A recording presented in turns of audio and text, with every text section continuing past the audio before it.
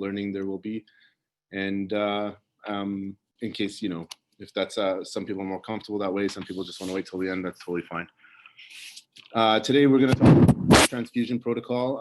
There's a trend now to call it massive hemorrhage protocol because you can have transfusions for many different reasons, but when there's a massive hemorrhage, then you may need more resources than usual. So they kind of want to be a little more explicit.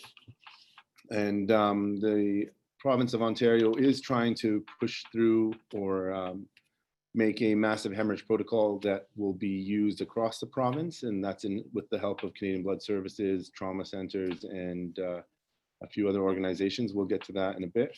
We'll start today with this. The objectives of today. Oh, so first of all, sorry, I have no conflict of interest to declare, except that I really like to try and say today we have our objectives are to basically recite North Bay Regional's mass transfusion protocol. These are based on Bloom's cognitive taxonomy, so I'm going to kind of give you my own version. Our first objective is basically to understand the importance of an MTP.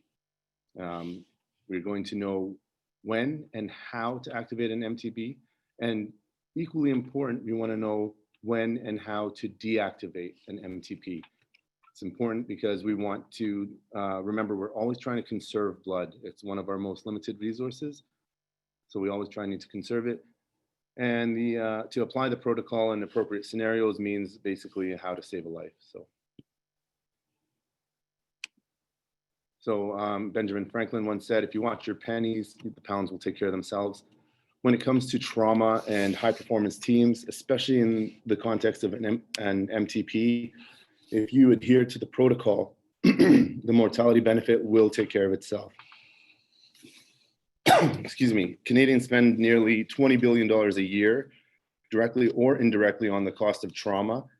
This is obviously a huge chunk of change. And in 2010, they showed that there is a 19% reduction in mortality and morbidity if patients are treated by an actual trauma team, not just showing up and whoever's on sees them. If there's an actual trauma team that practices and is organized, there is a 19% reduction in mortality and morbidity from all injuries and trauma especially. And MTP itself can contribute to this because it's a huge part of trauma. So there was a study in 2017, and they basically surveyed hospitals across Ontario and showed that there were several issues with basically how we manage trauma, and specifically how we manage massive hemorrhages. So they call them the 7 T's, basically. The first one is triggering. 35% of hospitals in Ontario do not have an MTP or massive hemorrhage protocol. They have, of those 35, of the hospitals that do have them, they have like 10 different names for them. So it's not really standardized across the board. Makes it hard to sort of share knowledge when you have different terminology and taxonomy. So of the hospitals, very few had actual teams. 34% did not have a complete team, like, for example, a porter to get the blood. There's a lot of logistics involved with teams, and having a team that you can practice recurrently can obviously identify bottlenecks and pitfalls, but can also make us work more efficiently and smoother together. So a lot of the teams had a limited number of responders. 64% of the hospitals don't actually do any lab testing to guide their MTP. 34% of those didn't give any fibrinogen at all. So now these are things that are considered best practice, and so that's why it's these were interesting results to the survey. 30% of them don't give TXA. 35% don't do continuous temperature monitoring. There was no guideline to reversal agents in almost half of them, which is pretty scary. And in terms of termination, there's 27% had, the lab send the blood out and that's it. So the blood's gone, regardless of whether or not you use it. There's something called cold chain that helps us preserve blood. usually involves a container like a refrigerator type thing that will help transport the blood back and forth and can allow us to send the blood out of the lab. And if we don't need it and don't end up using it, take it back to the lab and it's still available for another patient if need be, for future use, basically. So as a result of this survey, there was ORBCON, which is obviously the Ontario Regional Blood Coordinating Network, has started to try and put together a protocol to be used across the province. They have one for adults and they have one for kids. It's interesting because the survey that I just showed you, it also showed that like there was 66% of MTP activations in the hospitals that have an MTP. They only use the first 4 units of blood. They didn't actually need to go further, which in some cases you might think, well, what's the point of having it if you're not going to use it? Or if it's only just the first step, but sometimes you don't have that information. Trauma centers who had organized trauma teams did better, but not dramatically. They, in about 30% of the cases, they stopped after those first 4 units of blood as well. And another thing they noted was that a lot of hospitals gave O negative blood to everybody. There wasn't that sort of discrepancy between O positive and O negative. It's well established now that the only people who should be receiving O negative blood in a trauma are uncross-matched women under the age of 45, basically. As soon as you know a blood type, you can switch over. So, like I said, ORBCON has tried to put together this massive transfusion protocol. They published something in CMAJ Open Edition in 2019, basically saying this is what we would like to happen across the province so that everyone has a standardized approach to massive hemorrhage. So every good presentation has a case to kind of build it around. Excuse me. In today's case, we have a 47-year-old female who was an unrestrained rear passenger in a single vehicle rollover. She was ejected from the vehicle, brought into hospital by EMS, and these were her initial vitals. So blood pressure 95/45, heart rate 127, 87% on room air. She was 93% with 3 liters of oxygen applied. Her temperature, initial temperature on arrival was 36.3. Her weight was 559 pounds, GCS 15. That means her shock index was 1.33. Okay, we'll come back to the case. This is kind of like we'll start with this information and kind of use the subject matter of this talk to direct us in how we manage this case. So why do we need an MTP? Basically, when you look at trauma across the board, trauma is best studied in military sort of settings where you get a ton of trauma. So you have a huge study population and you have basically a lot of power to those studies. During World War I, mortality rate from major trauma was around 75–80%. And by Iraq 2003 and up till 2010, actually mortality rate had dropped to 10% in major traumas. And these were obviously well-established trauma teams. These are obviously organizations that like practice all the time. Sometimes they are busy enough that they don't actually have to practice. And when they stratified the information, they realized that traumas treated with an MTP versus treated without an MTP, an actual protocol in place, you could decrease mortality by almost 10%, just over 9%. This was sort of has been validated time and time again, most recently in 2017. Why is trauma so bad? So we've all heard of the triad of death. I think many of us have heard of the triad of death. It's basically a medical term describing the combination of hypothermia, acidosis, and coagulopathy. And it's kind of like form a positive feedback cycle and make each other worse. And it results in a significant rise in mortality and morbidity. So what is the triad of death? Just to go over it quickly, coagulation. There's a coagulopathy in trauma that occurs. Platelets have been malfunctioning right away. They stop working. and this is assuming that the patient is not on an antiplatelet agent. This is assuming that they have, they have normal functioning platelets to begin with, but as soon as the trauma occurs, their platelets really stop working. It's a cytokine-driven process, and not only do they stop working, you obviously have the loss of platelets from consumption, from hemostasis, etc. So this malfunction is aggravated by both acidosis and by hypothermia. So it's important to keep in mind that this is how they kind of feed into each other. And we know that severe bleeding and trauma diminishes oxygen delivery. That leads to poor perfusion and poor the ability to maintain your temperature control. So that results in hypothermia. And this can contribute to halting the cascade, the coagulation cascade. And obviously that means no clots are formed. And if blood's not circulating as well, obviously you don't get good oxygenation of your tissues. You switch to an anaerobic respiration and you get increased acidosis. And with increased acidosis, we have significantly decreased coagulation, okay? And obviously proteins don't work the way they should.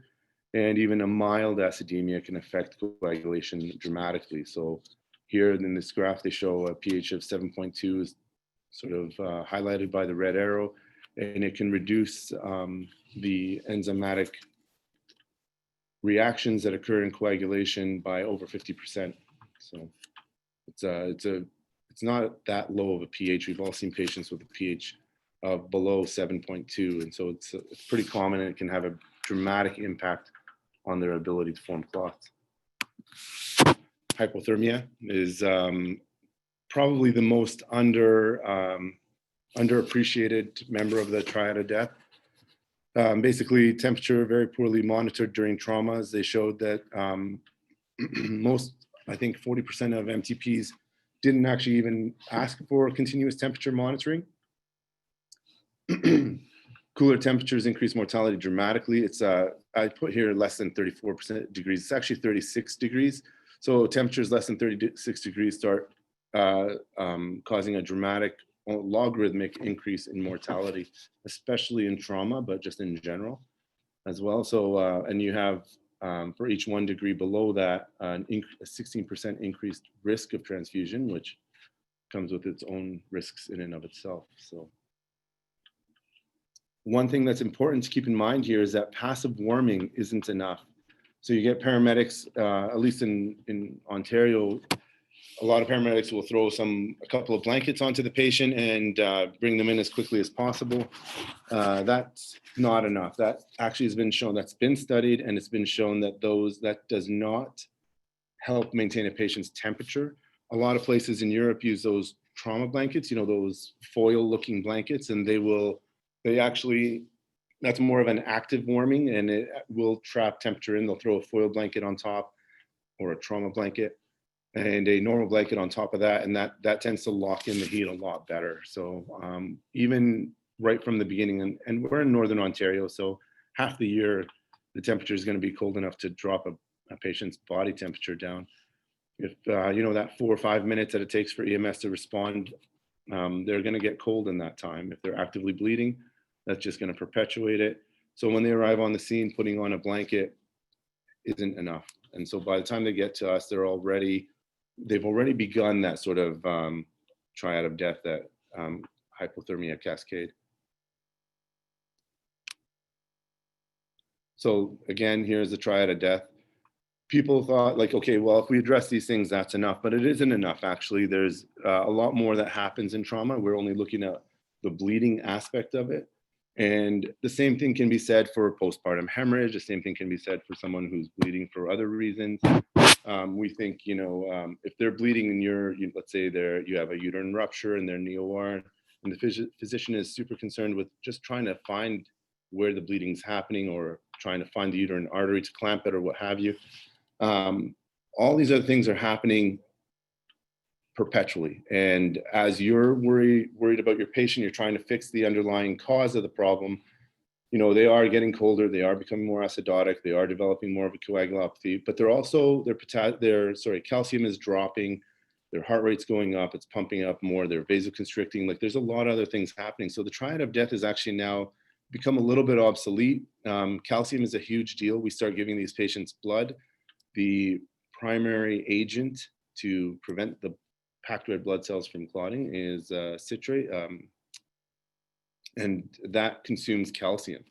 So the triad of death kind of doesn't exist anymore. We don't really, there was the article published in 2019 that looks at calcium hypercalcemia and hypocalcemia, sorry, that should be hypocalcemia, talking about how much of an impact that has on trauma. And it does significantly contribute to the coagulation issues and coagulopathies during massive hemorrhage. And because of that, they're now pushing to change this terminology. And we use these terms to kind of help us learn and remember things. So instead of the triad of death, or hypocalcemia and acidosis and coagulopathy and hypothermia all contribute to worse outcomes for these patients.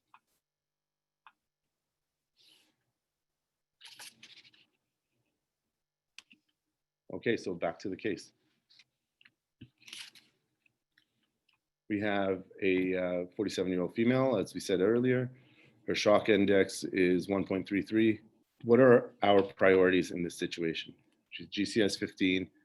When do we decide whether or not we should start an MTP or massive hemorrhage protocol? And how does that fit into basically our primary and secondary trauma assessment, right?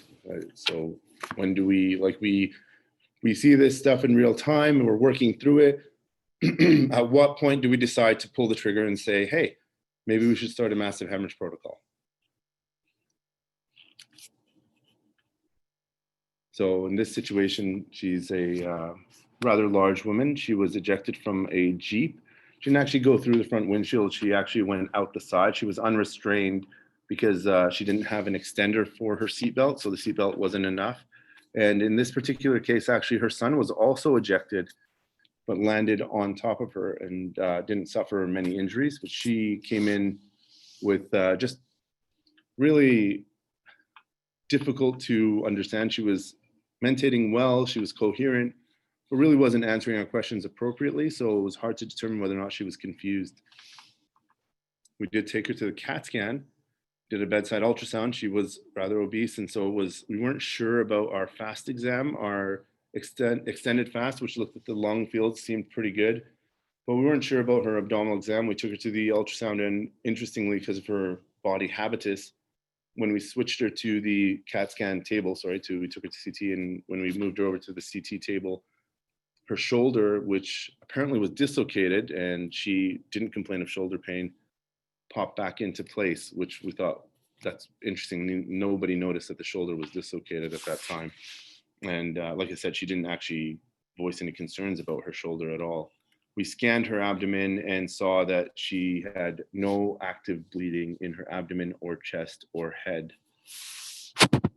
But her shock index is 1.33. Her blood pressure at this point had dropped to about 85/45. And kind of like a spoiler alert, when she came in and her shock index was 1.33, we began an MTP immediately. So we actually used a rapid infuser. We were trying to push blood in to maintain a MAP of 60. That's what we call a permissive hypotension in these situations. And until we could identify the source of bleeding. This becomes tricky because you're like, why is this person's pressure low? Is it a spinal shock that's going on? She had no spinal trauma on CT. Is it an abdominal shock? She had no signs of like a hypovolemia somewhere. She had no signs of bleeding into her abdomen or chest.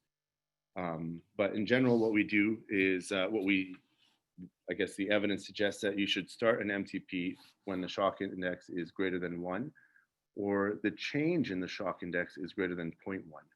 And every hospital, every trauma center has its own sort of approach to this. And that's one of the things that OrbCon wants to try and address. They want to try and make it so that it's standardized across the board. So that way we have a better idea of how blood is being used, when it should be used, etc. St. Mike's, for example, in Toronto says they have their only indication to activate an MTP is a shock index greater than 1. That's it. Other places talk about a penetrating abdominal trauma. They talk about positive fast exam, for example, or a dangerous mechanism. I'd like to come back to this slide in a second. This is our, when we had paper charts, this was the top part of our MTP protocol, basically. And at North Bay Regional, the indications to start an MTP were a penetrating trauma, a positive fast exam, or a shock index greater than 1. And so, and also there was an estimated blood loss of greater than 1,500. There's been a lot of studies done on quote unquote estimated blood loss, and it's not very reliable. Our ability to guess the amount of blood loss is not good. So uncontrolled hemorrhage, however, or hemodynamic instability is an indication to start it. Going back to this slide, we talk about massive transfusion protocols, adjusting them. So let's say, you know, this lady comes in, her blood pressure is low, we start an MTP, we give her blood through a rapid infuser, we give her the first 4 units, her blood pressure will go by MAP, her MAP hovers around 60, and we give her another 4 units, her MAP goes up to 65. We still don't know where her bleeding is, she's still tachycardic, let's say.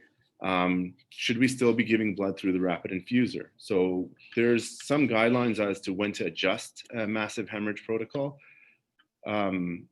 If her systolic pressure is greater than 100, or her MAP is greater than 60, or her base deficit is less than 6, or lactate less than 2, we know that she's perfusing well at this point. So we can slow it down. Some people would elect to stop the blood altogether. A lot of some of the trauma teams I've been lucky to participate with will only slow it down. For example, they'll have a bag of blood going through a line, not through a rapid infuser, perhaps on a pressure bag, but not inflated, just in case, and fall regularly. Ideally, you'll try and get an art line in these patients as early as possible, if possible. And if you can't, then regular blood pressure monitoring becomes critical. And so having that constant feedback, having that sort of constant assessment and reassessment will help us adjust MTPs. That will prevent us from giving too much blood or wasting blood.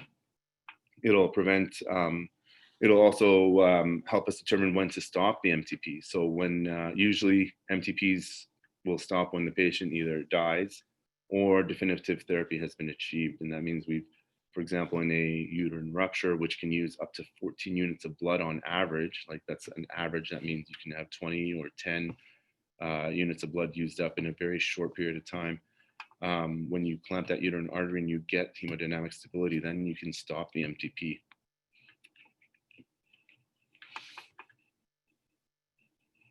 Okay, so at North Bay, in North Bay, we have initial blood work requested, includes CBC, extended lights, INR, PTT, electrolytes, and a fibrinogen assay. What we've done here to try and streamline the transition into a massive hemorrhage protocol and out of a massive hemorrhage protocol is we've tried to make our trauma panel, so the original blood work you order when a trauma patient comes in, match the original blood work, the initial blood work ordered when you need an MTP. So in any good massive hemorrhage protocol, you're going to have to draw blood initially before you even start, so you get a baseline, and then every hour after that until you stop your massive hemorrhage protocol. So here we've tried to make it so that, you know, a patient comes in, we call the trauma team does include a lab tech, it does include a porter to run and grab whatever it is we need. It includes ECG, it includes radiology, and basically it uses all the resources of the hospital. When that lab tech is drawing the blood, or if there's a nurse drawing the blood or what have you, depending on whether or not this is a negative pressure, that initial blood work is basically the same thing we would do for a massive hemorrhage protocol. Once you have blood in any bleeding patient, you want to get good IV access, right? So what that means is get access. So in general, we have a rule for if a patient doesn't already have access, you want to try and do 2 large bore IVs. And for a massive hemorrhage protocol, you're looking more at like 4 large bore IVs because there's going to be a lot of stuff happening all at the same time. And if after 3 tries you can't get an IV yet, maybe they're too hypertensive or vasoconstricted, an IO would be nice. we'll talk a little more about this actually, because a lot of people used to say, you know, well, if you can't get it, go to a central line. You need to establish good flow, and a central line, unfortunately, doesn't give us good flow. One little trick when you're using a rapid infuser, by the way, is to remove the caps. Anytime you have an IV line, there's sometimes that little hub that should be removed, and that will expedite flow. And when you do that, then you get the optimal flow through the line. These are some sort of measures of what flow would be like. So if you have a central line, you have a large lumen, for example, flow is maybe 50 milliliters a minute. And this is, you're looking at something like a 18 gauge, for example. You can push in a liter of fluid in about 4.5 minutes. But if you have, and in our trauma room at least, I'm not sure how it is in Sudbury and other places, but we aim for 14 gauge in every trauma patient in case there needs to be a massive hemorrhage protocol initiated. And that's basically a short 14 gauge is probably the fastest thing we can put in, and probably one of the fastest ways to push in fluid without having to use an introducer. There are faster things. I don't think we have Rick lines here. I've never seen one in Canada, to be honest. So, but with a 14 gauge, you can push in a liter of fluid in 1.5 minutes. So if you think about a pack of red blood cells, packed red blood cells, that's about 300, 400 cc's. You could push that in under a minute. That means you could get 4 units of blood into a patient within a few minutes. Like, what does that mean, really, logistically, if you think about it? You're basically replacing the blood as quickly as they're losing it, if not faster. So this is why this is one of the reasons why a massive hemorrhage protocol becomes really important, is because we're able now to sort of keep that patient alive, replace their blood, and keep them having, I guess, circulatory volume until we can fix the underlying problem, right? So if there's like a bleed in the abdomen, or a ruptured uterus, or a fracture of a long bone, or what have you, or an arterial bleed somewhere, we can kind of help their body circulate oxygen, everything it needs, long enough to fix this problem. So again, at the top of the slide, it talks about like how a 20 gauge, which is sometimes the default IV put in, is only 60 cc's a minute, where a 14 gauge is 330 cc's a minute. A significant increase. I know it's a bigger IV, it's a little more threatening and intimidating, but it does make a huge difference. So when you're talking about someone who's actively bleeding, you want to try and identify the source, and you want to try and address the source, but you also want to address the things that are making them bleed easier, right? So things like permissive hypotension is important. We don't want their blood pressure to be sky high and they're just pumping out that blood as quickly as possible. But also if they're on any medications, and many people are on medications that thin the blood, so to speak, we want to try and reverse that as quickly as possible. And if you remember from one of the earlier slides, that survey from hospitals across Ontario, over a third did not have a reversal protocol in place. Okay, so this is from OrbCon, or transfusionontario.org, which is an excellent resource for blood transfusions or massive hemorrhage protocols in general. They talk about if someone's on warfarin, vitamin K. If someone's on dabigatran, which is one of the original NOACs, there's something called Praxibind, which will help reverse it. I don't really see that many people on dabigatran anymore, obviously, but with the other NOACs, there's no actual reversal agent in Canada as of yet. I believe there's one in the US, but we use off-label prothrombin complex concentrate to try and reverse those. A more comprehensive list of reversal agents would be found here. This is talks about warfarin, dabigatran. Sometimes you can have a massive bleed from TPA. In those situations, they do suggest aggressive fibrinogen replacement, either with fibrinogen concentrate or cryo.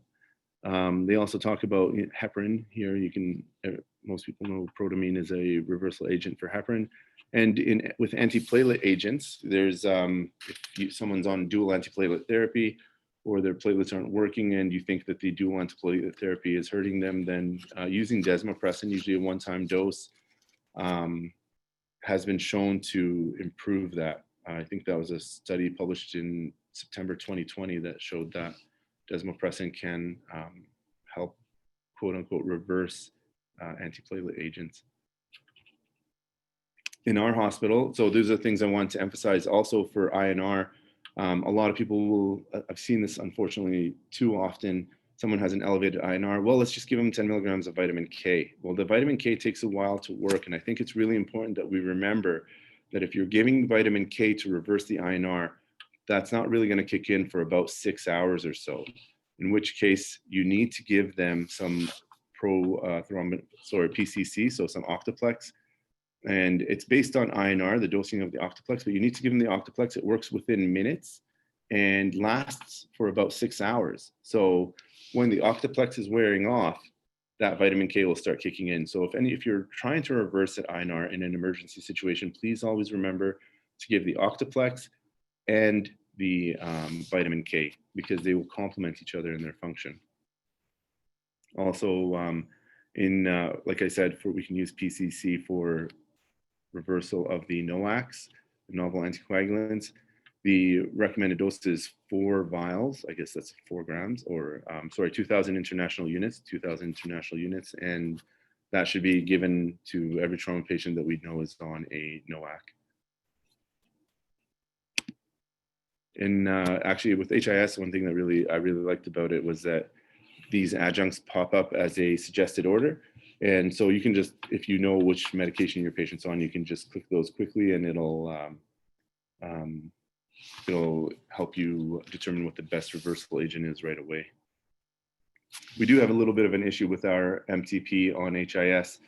The first step asks for blood, platelets, and FFP right away. And that's it's kind of tricky in the sense that you might not want to give everything right away, but if you order it right away, it's all going to come. Like, we only have 1 unit of platelets in North Bay, and as soon as we activate an MTP, I believe the lab is in touch with OPP, and we are trying to get platelets from the closest center.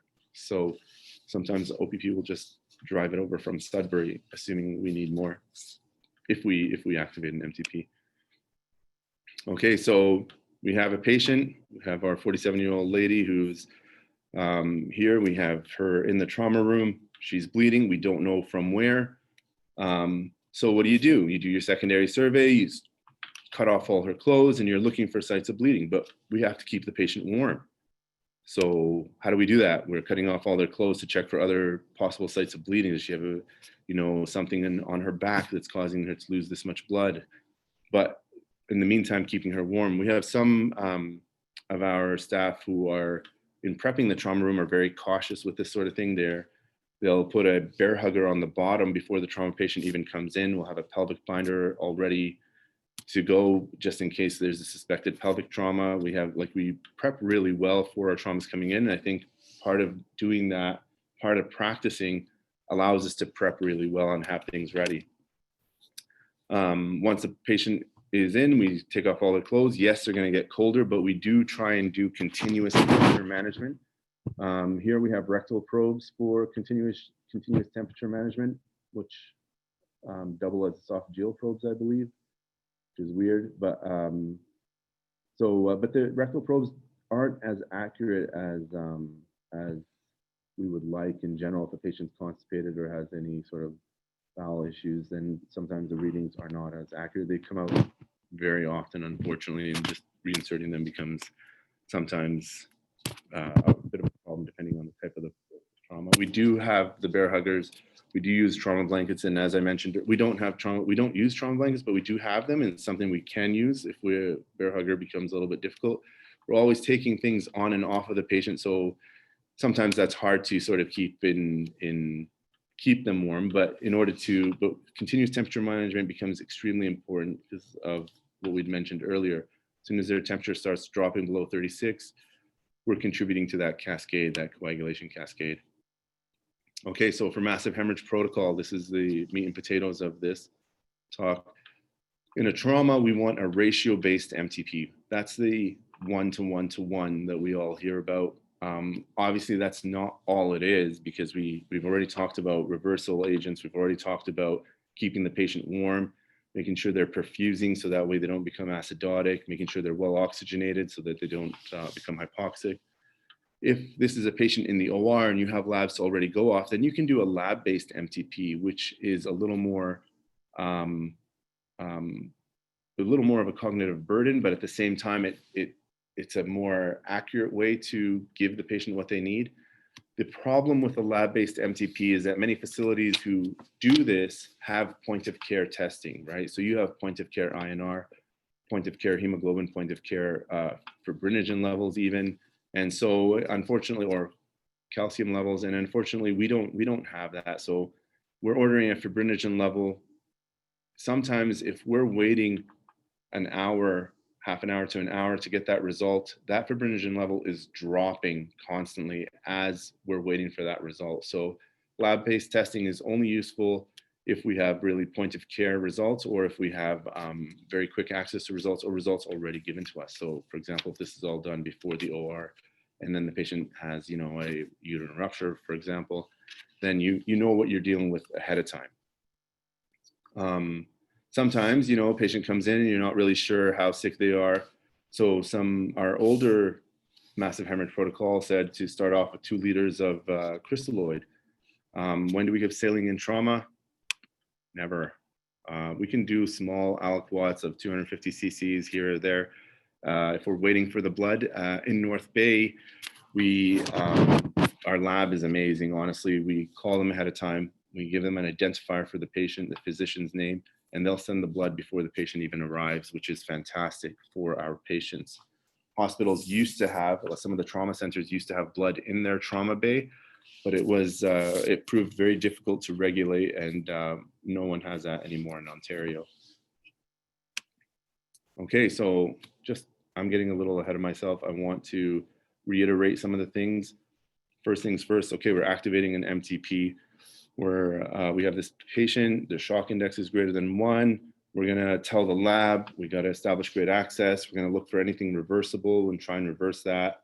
We have to make sure we get that initial blood work. Hopefully before we even start giving them blood, we gotta give TXA, designate one person to be running the MTP, designate one person to be communicating with the lab so they're not getting 5 calls at a time. Some hospitals, they have an announcement overhead, like they'll call it a code omega or a code MTP. And that's to let the whole hospital know that lab is going to be very busy right now. Wait, please be patient. They're going to be running a crazy amount of blood and doing a lot of things to try and save one person who's in dire straits. And so please give them a chance. And I think that's something we could try establishing in North Bay. I think it's been brought up at the Emergency Response Action Committee before. I think it's really worth pursuing a code omega overhead. And if there's an MTP, we don't have that many. It'd be interested to know. I've seen at least 6 in the past year, I'd say, but it's worth exploring. TXA, we have to give TXA. Forgot about TXA. It's very important when someone is bleeding. There's a couple of studies that initially Crash 2 was saying, TXA is king. We should give it to everybody. The side effects are very minimal. It does not increase your risk of thrombotic events. It's an antifibrinolytic, which helps stabilize clots, right? So it should be given within the first hour. Our protocol says within the first 3, but the evidence actually shows that it works best within the first. After 3 hours, it's pretty much useless. It's cheap and it's safe. Lot to digest, right? So we're ordering the labs. We have, that's our first blood draw, and it's basically what we call MTP based, because that's going to be the blood draw that's done every hour when someone's having a massive hemorrhage. This is how an MTP should look, basically, and this is what ORBCON has suggested. This is what we were wanting to put on HIS, but just I don't think enough people really were on board when we talked to the different hospitals about MTP.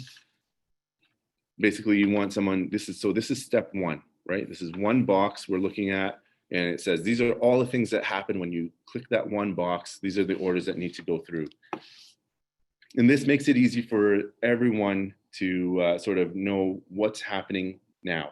So step 1 of the MTP, of an MTP, of a good MTP, I think you should have So the lab tech's got to be there. They're going to draw the blood. Patient's obviously identified. You have the appropriate specialists involved. You've called the distribution attendant, so the lab's aware that this is okay. We're going to be processing a lot of blood right now. There's one person designated to the rapid infuser. You've got some large bore IV going. You have the continuous vital signs. Continuous temperature management should be in order in an MTP protocol. We're starting off with 4 units, hopefully cross-matched, but if not, O positive or O negative if she's under 45. And we're giving TXA. TXA can be given in different ways. Our hospital gives it 1 gram over 10 minutes and then another gram over 8 hours.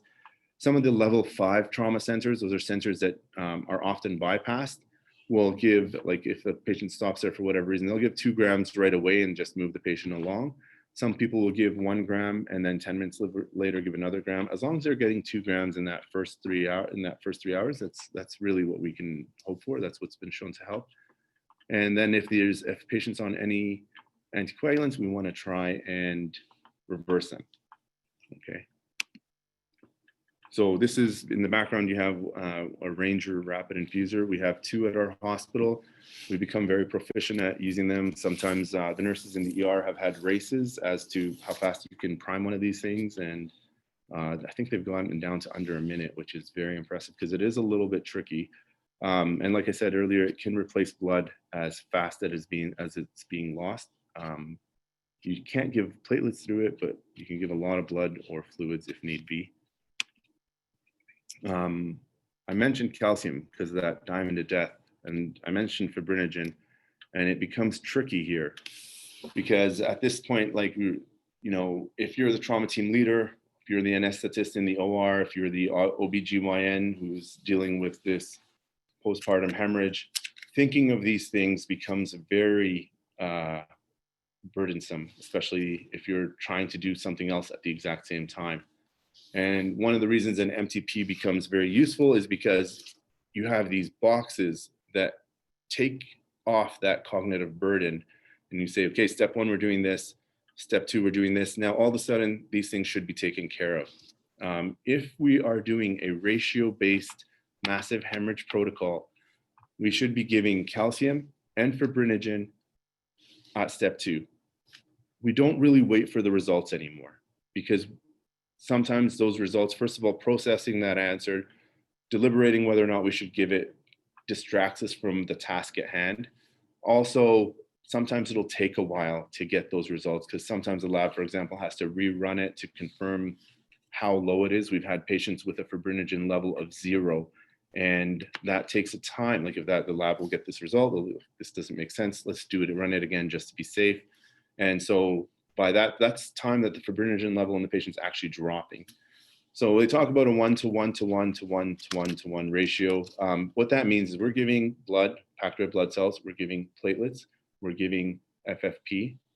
They used to give cryo, but we don't have cryoprecipitate anymore at our hospital. We now just give fibrinogen complex. So that means we're just giving fibrinogen. We're giving 2 grams of calcium gluconate. We know we're giving them blood. We know that the citrate in the blood is going to drop the calcium level. So we're going to give them calcium anyway. Give them another 2 grams. It's okay. Like these are things that we do or should do in a massive hemorrhage protocol to offload that cognitive burden and just make it an automatic step. If we're going to step 2, we've committed to giving these things. So here's a box of step 2, what a massive hemorrhage protocol step 2 should look like. We're giving another 4 units, like I said. We're giving the FFP, we're transfusing the platelets, we're giving the fibrinogen, and we're giving the calcium. There's blood work that's going to be drawn in between each step, but that's sort of almost irrelevant until we've gotten the patient stabilized. The blood work will help guide us in the future, like once the patient is stabilized and we switch to a lab-based MTP. So it does need to be drawn, but to offset that sort of mental labor that we have to do, it's easier just to say, okay, step 2, go ahead. And that means that gives the nurses permission to do all these things without us worrying about it, really. Between each step, we have to remember that blood products take time to prepare. So waiting for step 1 to be finished sometimes is too long. So if a patient is deteriorating, we've already started step 1, their pressure has not improved despite getting 3 units through the rapid infuser, we might as well activate step 2, so that way the blood bank has time to sort of get these things ready. The porter, we've seen many times, has to run down to the blood bank, get this stuff, and run back so that there is no delay in patient care, okay? In between each step, though, if the patient is stabilized, we have to consider deactivating the MTP or at least slowing it down. If they're, let's say what we said earlier, their MAP is greater than 60 or the systolic is greater than 100, or their lactates come down, we can get a lactate pretty fast off an ABG or an ART line, or if their base deficit is decreased as well. Those kinds of things all contribute to how we manage an MTP. So again, the labs need to be drawn. They might not dictate our care, but they might have an impact on our care. That information is important, but it shouldn't, it's not going to delay us in, say, a trauma or something like that. So considering early ART line placement becomes very important.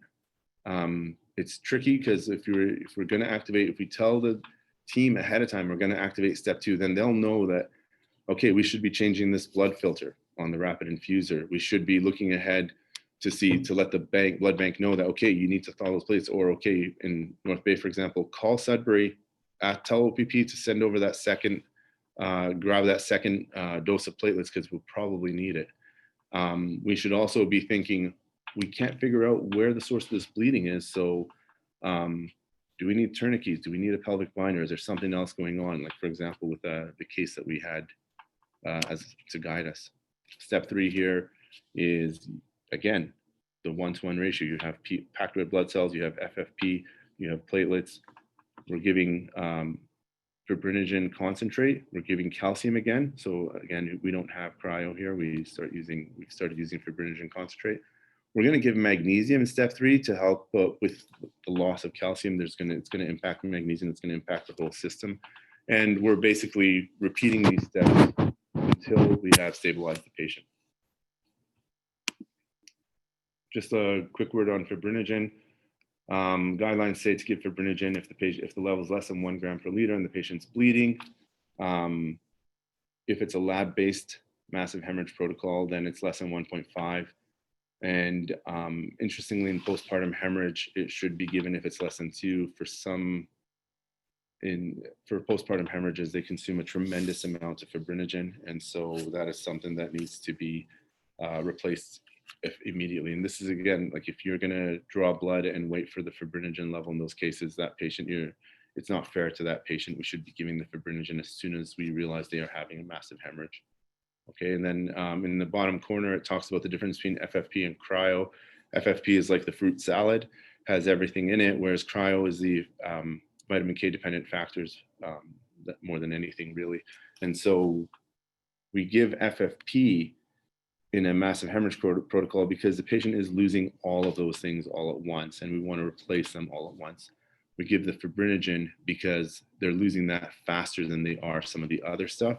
So we want to make sure that they have enough of it. So ORCON, they are coming out with a standardized massive hemorrhage protocol for the province that's going to look like this. They are also coming out with a standardized massive hemorrhage protocol for pediatrics. It's not published yet, but they are working on it. They strongly recommend every hospital have a massive hemorrhage protocol and practice it at least twice a year. That's going to be the recommendation. They strongly recommend overhead page of a massive hemorrhage protocol. So that way we can, the rest of the hospital knows that the lab is going to be tied up for quite some time. They also strongly recommend focusing on reversal of anticoagulation. Like I said, a third of the hospitals never even did this, over a third. And there's something that's concurrently happening through ORPCON, but through the trauma centers in Southern Ontario, something called Stop the Bleed campaign. We were actually very interested in bringing this to North Bay as being one of the first northern sites to teach Stop the Bleed. It's kind of like a CPR for trauma, so to speak. Like it's a BLS class for trauma patients, and it's a way to stop the bleed in the field as soon as you can, as opposed to having a patient come in or arresting en route, what have you. But because of COVID, that's kind of been put on hold. We haven't been able to sort of explore that yet. And for anyone who's interested, for more information, there's transfusionontario.org. It's extremely informative and really well put together. So it'll answer a lot of the questions that I have not been able to answer. I think the most important thing from this talk is that a massive transfusion protocol should have these boxes or steps that we go through, so that way we don't have to think about it too much. We get that first 4 units of blood. We try and stabilize the patient. By then, we should have a lot more information about how things are going. If things don't look well, if the patient is hypotensive despite a couple of units already, if we found that there's a major abdominal trauma and they're going to need a lot more blood, we activate step 2. We don't need to wait for it to finish. That means the patient is going to get their fibrinogen, their calcium, their 1:1:1:1 ratio. They're going to get everything they need without us having to think about it as physicians. The nurses don't have to keep asking us for orders or what have you. It becomes a much more automatic process, and it will in fact help improve morbidity and mortality for these patients. In terms of our case that we had, this 47-year-old lady, one of the trauma team physicians that was in there, Dr. Lemix, thought, I can't really tell if something's out of place. She did complain a little bit of left leg pain, left thigh pain. So Dr. Lemix said, let's just pull on it and see what happens. And dramatically, we pulled on her leg for both of us because she was quite large. And she stabilized right after that. We put a splint on her, a Sager splint, to keep that leg in place, and shipped her to Sudbury, to the trauma team there. She went to the OR, and they pulled out a 10-pound clot from her left thigh. And I think that's where all her blood was going.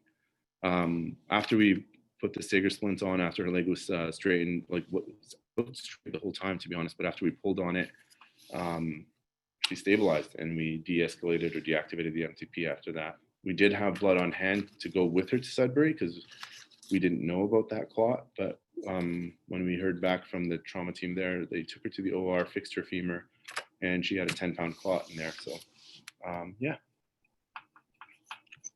good turnout for her. We saw her, she lost about 200 pounds since then. I saw her like about a month ago for a different issue, and she's doing well. She's walking. Hi, Rogy. This is Donald. Thanks for giving the talk. Oh, thank you. I had a question. The times have changed, obviously, and people are trying to be very, very aggressive and early. But is there a false positive rate where you actually, because the person's tachycardic and you give 4 units, the person's hemoglobin is now 180? Yeah. Is that known in the province, and is that something we're tracking here? So yes, there is a false positive rate, but it hasn't been looked at, to be honest. There isn't a clear sort of no one knows what the actual rate is. So what they're doing is that they're suggesting using something like shock index and the high risk mechanisms, because those are associated with a significant increase in mortality and morbidity. And they're suggesting that first 4 units of packed red blood cells buy you time until you figure out what's going on. So at a trauma center, there's a CT like literally next door to the trauma room. Our radiology department's great. The CT is put on hold as soon as we have a trauma. We can get them there as soon as that patient is relatively stable. But that first 4 units of blood before FFP, before platelets, is supposed to help buy you time. And that's why in the second step, then you do the 1:1:1 ratio. And so, but you're right, there's no real false positive rate for this. It's more of a question of like trying to figure out quickly with your primary survey and secondary survey, where is this blood going? Why is this person hypotensive? Is it spinal shock? Like they won't need the blood if it's spinal shock, they'll just need the pressors, but trying to assess them as quickly as possible. And then that will help determine the direction you go in. I hope that helped. I hope that answered the question. Yeah, can you just briefly describe the shock index? What is that? Oh, it's super easy. Shock index is basically the heart rate divided by the systolic pressure. And a shock index greater than 1 has been associated and validated many times with up to a 30% increase in mortality and morbidity, and a 60% increase in morbidity, I believe. So They have a shock index for kids, and they have what they're calling is a delta shock index, which is if you reassess them 15 minutes later and their shock index is now changed by more than 0.1, then that's a way of identifying someone who is very high risk for mortality and morbidity.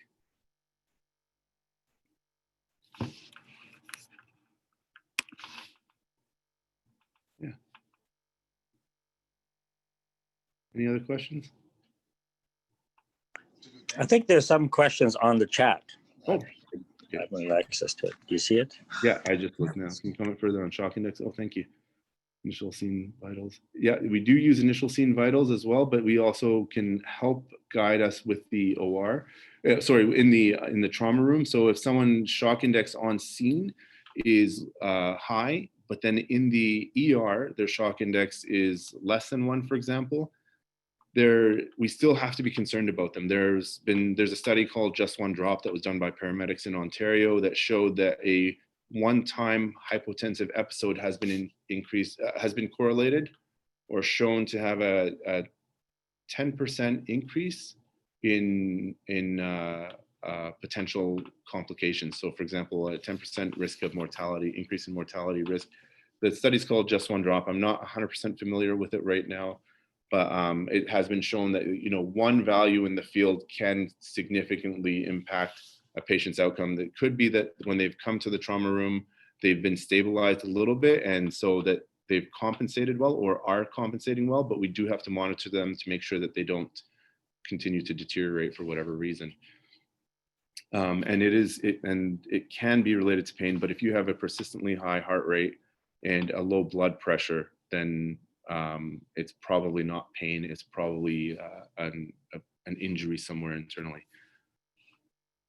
And Janice says, has there been consideration making a box program, or plan recommends having 4 boxes made and delivered Q 30 minutes with time? First box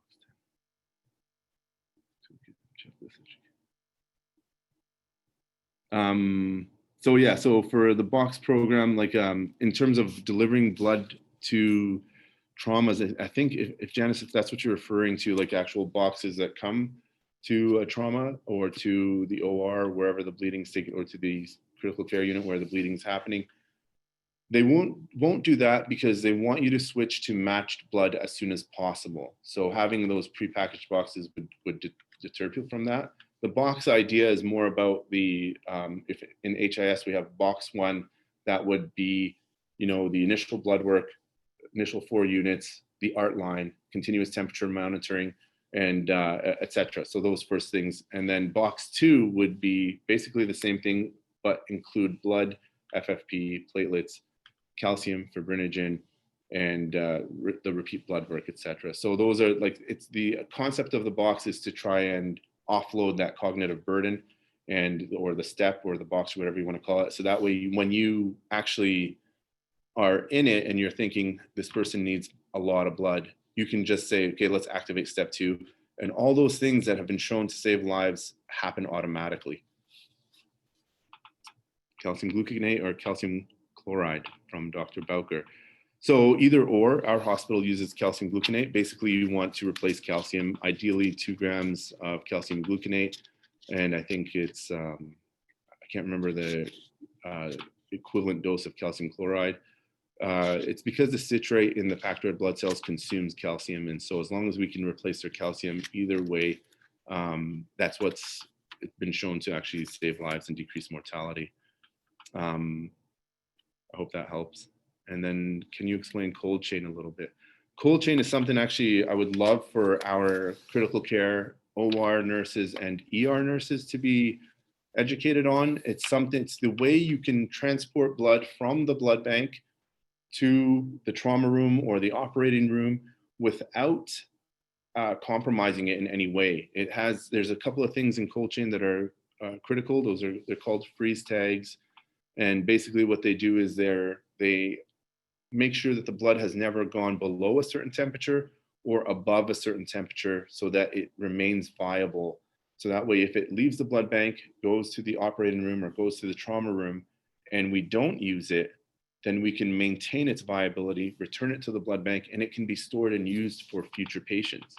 A lot of times, like with that survey they did across Ontario, they showed that a lot of blood banks don't use any sort of, excuse me, like any box or any kind of, like, I guess it's like a cooler to transport the blood. Well, overseas, we used to have these coolers that would keep the blood good for over 72 hours. They were like these massive things that just basically portable fridges without an engine. But if a quarter of the province hospitals would just take blood and send it to the trauma room or the operating room, and once it's left the blood bank, then it's done, regardless of whether or not you use it. So that ended up wasting a lot of blood. So cold chain is a technique that's used to transport things like insulin and blood and vaccines from one place to another. It's used over long distances, of course, to transport those things between cities and countries. But within the hospital, we can actually use it to transport blood from the blood bank to wherever it's needed. If they need it, they use it. If they don't need it, it's still safe, still viable, can be transported back to the blood bank, put back into the fridge, and saved for the next patient. It's a good way of saving blood that we might need, but don't end up using. Any other questions? Hello, Yes. Dr. Masri. Yes. Hi, it's Ali from Blood Bank. Thank you very much for the talk. I just have a comment about TACO. So one of the common side effects of transfusion seem to be the transfusion-associated circulatory overload. The current guidelines suggest using PCC instead of plasma. Now, I'm not sure if this is something that you would think of in the setting of an MTP, but it's something to consider, that just from the beginning, if you're worried about circulatory overload, patients with heart failure, is to use PCC instead of plasma. Yeah, to be honest, I don't know that it's ever been discussed with ORBCON, but the way it works is, like, with these patients, they're usually so volume depleted, at least the massive hemorrhage patients are usually so volume depleted, that's not often an issue. And when you look at FFP, the actual volume of FFP isn't that much in terms of like how much actually is getting into the patient. So volume overload it has not been much of an issue. And even then with TACO, or even Trali for that matter, if these patients are that sick and they end up getting intubated, then that's a good way to sort of offset some of the impacts of it. So I don't know that if they've ever actually discussed it with the province-wide massive hemorrhage protocol, but I do know that in a lot of trauma literature, they're not too worried about the amount of volume patients getting. Yeah. As I said, like it's not something that you may not think of, but it seemed to be like many studies do show that TACO is underdiagnosed. So maybe even like in the further steps that, if you think that you're worried, and if you have patients that has heart failure, then the recent recommendation that I came across is to use PCC opposed to plasma.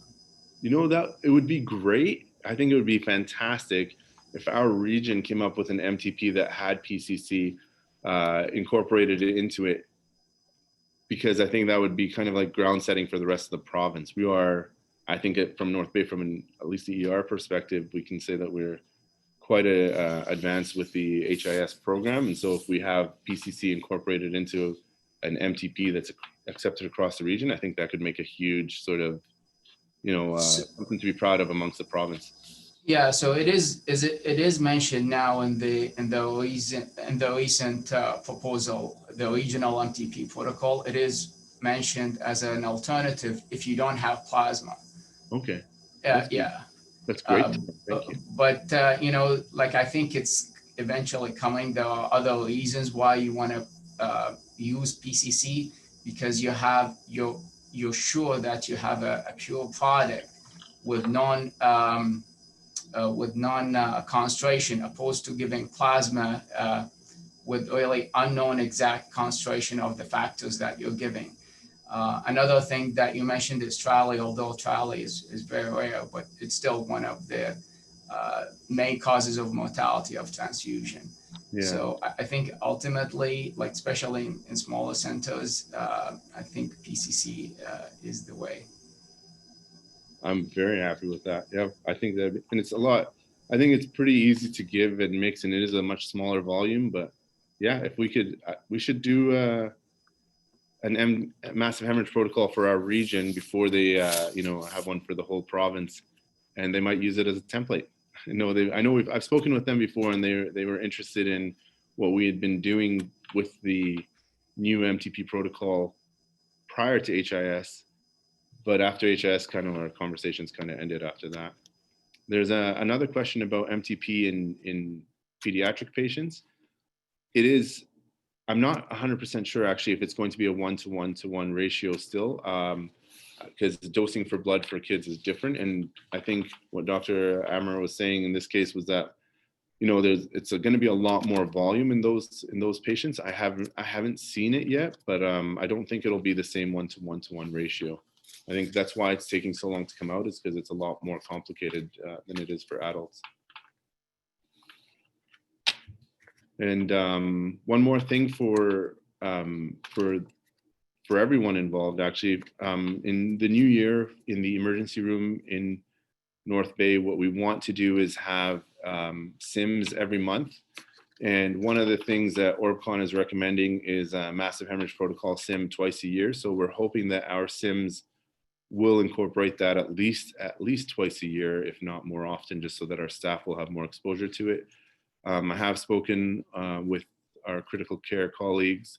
I have not spoken with our OR colleagues, but I think they should be included as well. But having them attend those SIMs or allowing them to participate in those SIMs, I think would be really helpful for them, because I don't know how often they do MTPs. We don't do them that often, but unless you're doing them regularly, they can be tricky. So having regular SIMs would be great. We're aiming to have them within the ER at least a few times a year. So anyone's welcome to join us. And I think with Dr. Amar, we could set up something hospital-wide again. We had one, I think, over a year ago. But I think it would be helpful to help the lab sort of streamline their processes, help departments like surgery and critical care practice their processes and streamline them as well. So very happy to be part of that in the not so distant future.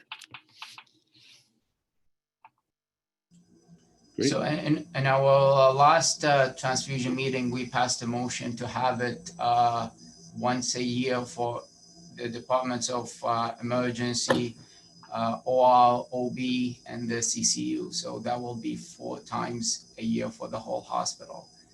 So I passed it to Dr. Funk to discuss it at the MAC. Looking forward to it. That's fantastic. Thank you, everybody, for participating, and good luck. Have a good day. Have a great weekend. Merry Christmas. Thank you very much. Bye.